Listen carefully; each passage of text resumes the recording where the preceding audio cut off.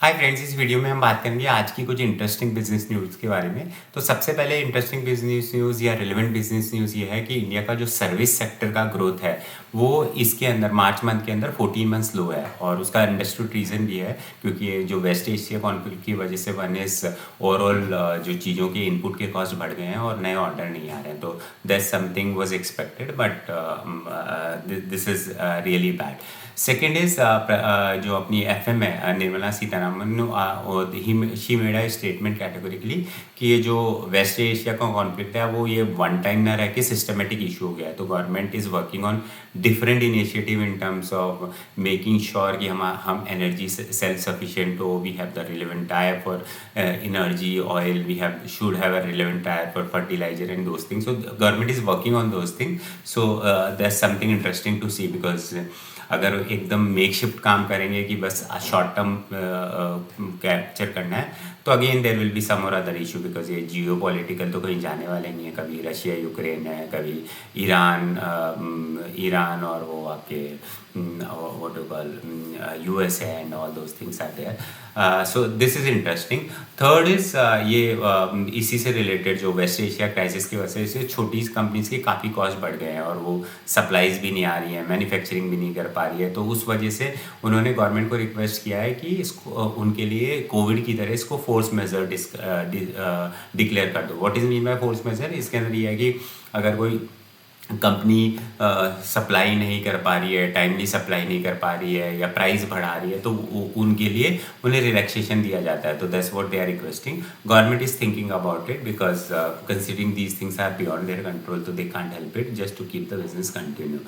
Same on the West Asia crisis से related this urea और fertiliser, this we discuss earlier as well. तो government ने एक बड़ा टेंडर फ्लोट कर दिया, कुछ 2.4 मिलियन टन का, wherein they want to import the what you call fertilizer from different country. तो गवर्नमेंट इज इंश्योरिंग, वाइल पिछले साल के मुकाबले इस साल देखोगे तो हमारे पास सफिशिएंट यूरिया है, but at the same time government does not want to take risk because अभी खरीफ सीजन में जब ये मेज का, ऑयल सीड्स का, सोयाबीन का, राइस का, इन सब का जब सोइंग होएगा तो there should be sufficient urea and fertiliser available. तो उसके लिए गवर्नमेंट ने काफ़ी अच्छा इनिशिएटिव लिया है। So that's about it. Something about the tech hiring. तो वाइल कल परसों हमने डिस्कस किया था कि जो Tier 2 इंजीनियरिंग कॉलेज है वहाँ पे हायरिंग बढ़ गई है, but as a overall hiring in IT sector has gone down due to AI. So this is something to look forward. At the same time एक इंटरेस्टिंग डेटा है India का GDP, debt to GDP, मतलब as an India any which we are always been, मतलब हमारे parents ने ये हमें सिखाया कि जितना कम लोन लोगे उतना अच्छा है, मतलब तो that principle is there. But obviously Jain ji में कुछ अलग ही चल रहा है, वो मोबाइल फ़ोन भी खरीदेंगे, ट्रेवल पे भी जाएंगे, तो they keep on taking that. But overall हमारा we are always been a saving nation.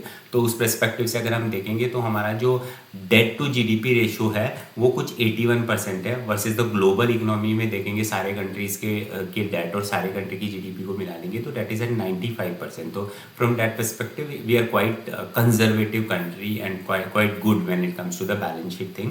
And at the same time IMF जो इंटरनेशनल मॉनिटरिंग फंड है उसने इनफैक्ट ये एक सर्वे एनालिसिस करके ये भी बोला है कि इंडिया का जो ये नंबर है 85% जो है that is actually going to go down gradually by 2030 to 75 और 75.8 या 76%. So which is also good news because rest all the country it is US, China and these country it is going to get worse. Whereas India में considering GDP का growth ज़्यादा होगा date के growth के मुकाबले, तो that is going to sort of help us or that will be a good lever for us. One news around the West Asia crisis से related, considering जो West Asia में crisis हुआ है उससे अभी मोस्ट ऑफ द पीपल जो Asia के foreign traveller थे, मतलब जिनको आउटसाइड देयर कंट्री घूमने जाना है वो अभी ओबियसली मिडिल ईस्ट में नहीं जाएंगे। तो उस वजह से there are higher chances that these foreign traveller will come to India. तो इंडिया का tourism hopefully will increase in coming quarter and next quarter. So this is something one of the hotel chain owner, minor hotel chain जो है उसके owner ने one of the analysis में से कहा है। तो good thing to look forward for travel company, मतलब बेसिकली होटल्स आपका लेमन ट्री हुआ या फिर इंडियन होटल हुआ या आपका लीला पैलेस होटल हुआ, तो good thing for them. Around the Nykaa, so Nykaa के बारे में दो न्यूज़ चल रही है. वन इज ऑब्वियसली उनका जो Q4 का सेल्स का नंबर उन्होंने बोला है. They said that it is in late 20s, तो मतलब it's a good number to look forward.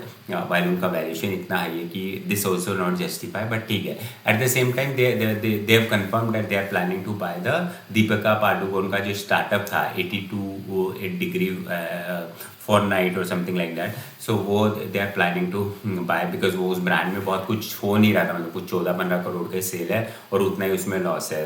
तो ये celebrity brand any which way they don't do good execution. So from that perspective this seem to be a good news.